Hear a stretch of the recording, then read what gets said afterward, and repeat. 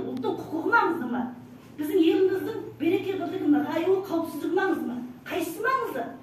Ол көк қағаздың беделі бізге қайғымыз керек, ұлтымыздың болашағына қауіп төндірсе. Өте дұрыс. Біздің билік болсын, кейде қаяз ойлы біздің халық болсын, ойлайтыны қарабасының қамы, өзінің қалтасы. Әрбір адам, ұлтым деген адам, қарабасынан, қамынан халықтың қамын жоғары қою керек. Сонда ғана біз ел болып тұрамыз, сонда ғана біз ұлт болып сақтанамыз. Біз мақтанамыз ғой, мына ұлан байтақ жерді ата-бабамыз Ақбілектің күшімен, Ақнайзаның күшімен, қанымен беріп кетті деп. Ал соған ол бізге аманат. Біз ұрпаққа соны қорғап кетуіміз керек қой. Біз ол дүниедегі ата-бабаларымызға бетіміз жарық қарау үшін, ұрпақтарымыздың бетіне абыройлы қарау үшін, ұялмай қарау үшін біз осыны қорғауымыз керек қой. Біз өзіміз жақсы өмір сүрсек болды. Бізден кейінгі ұрпақтарымыз не болса ол болсын ба? Олай болмайды. Менің айтарым осы, Қытайдан келген адам еді. Мен Қытайды жақсы түсінемін. Қытай үстелдің үстін тесіп қойып, маймылды астына шырылдатып, байлап қойып, басын кесіп алып, соның ішінде астына маймыл шырылдатып, миын жеген халық. Ол нәрестені жеген халық.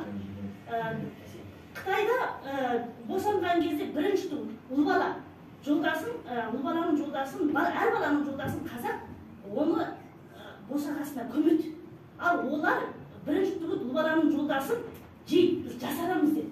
Осы бағыттан біз қандай көмек күтеміз, қандай достық күтеміз біз. Мен Қытаймен жауласайық деп отырған емес. Бірақ достығымызда шекара болсын.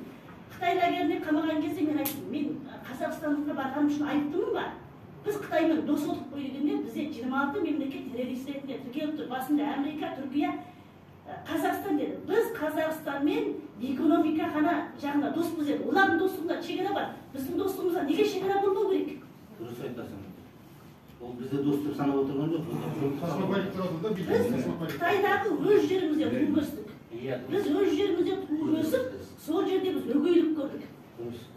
Қазақ болғанымыз үшін, ұйғыр болғанымыз үшін, Тибет болғанымыз үшін, мұңғыр болғанымыз үшін біз лагерге қамалдық. Біздің қылмысымыз соғана. Ал бұл жерде жеті әкесінің басы жоқ. Қытай неге бұл жерде алшаңдап жүру керек? Біз неге ол мүмкіндікті беруіміз керек? Біздегі намыс қайда? Біздегі кешегі ата-бабамыздың ел рухы қайда? Біз болашақ баланың қамын ойлайтын. Қазір олар дұрыс Марат ағамыз айтты. Кірсе олар шықпайды бұл жерде.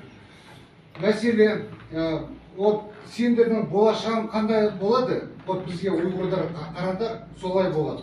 Бізге олар қалай кірді? Олар танкпен, құралмен кірген жоқ. Олар бізге сендерге жардам береміз, анау қораны сүпіреміз, отын жарамыз деп сондай кірді. А біз нәтижесі не шықты? Көріп атсыңдар, біз қазір қаңғырып жүріп атырмыз. Мұсафырдар жерде. Осы Қазақстан, менің отаным Қазақстан. Мен сол үшін қазір Қытайға мен жол жоқ. Осы саясат жоғарыдан шығып атыр. Ол халықтың астынан кірмейді Қытайның саясаты. Ол жоғарыдан шығып атыр. Сосын сол жерден жоғарыдан бесім болып атыр бізге.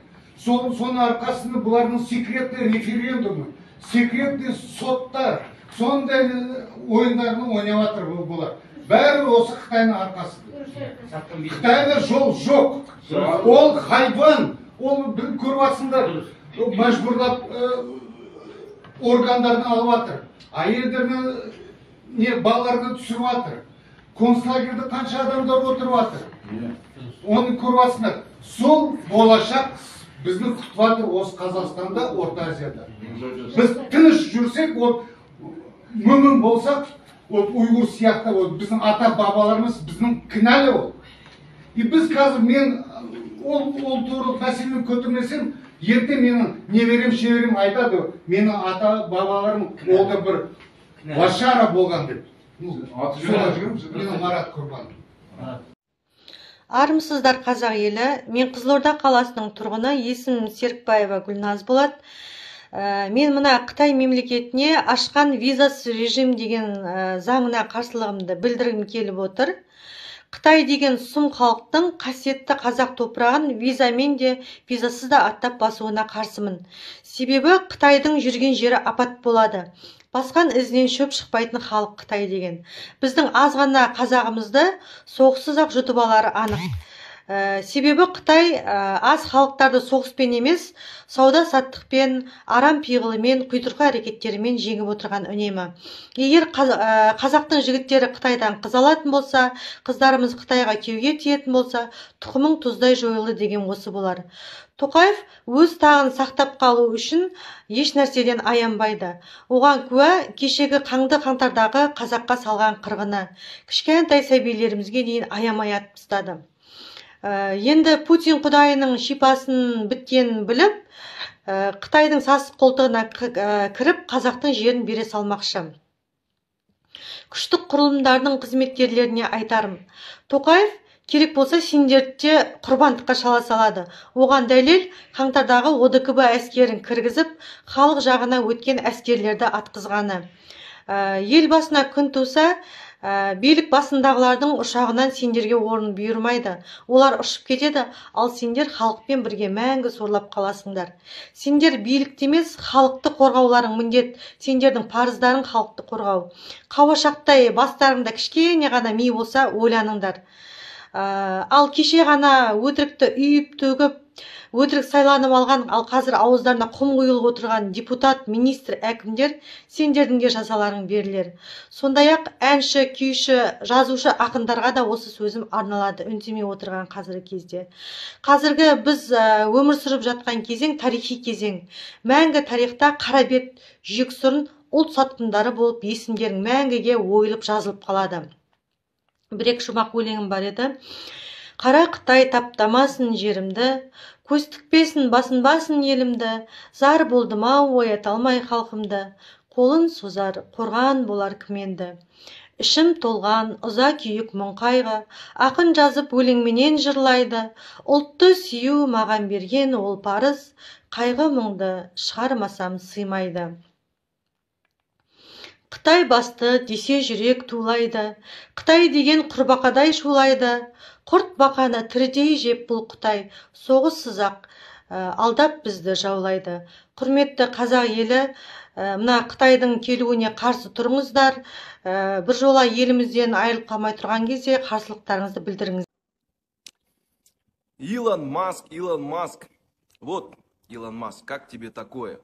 Я казах, в Казахстане. Пошел в магазин и решил спросить,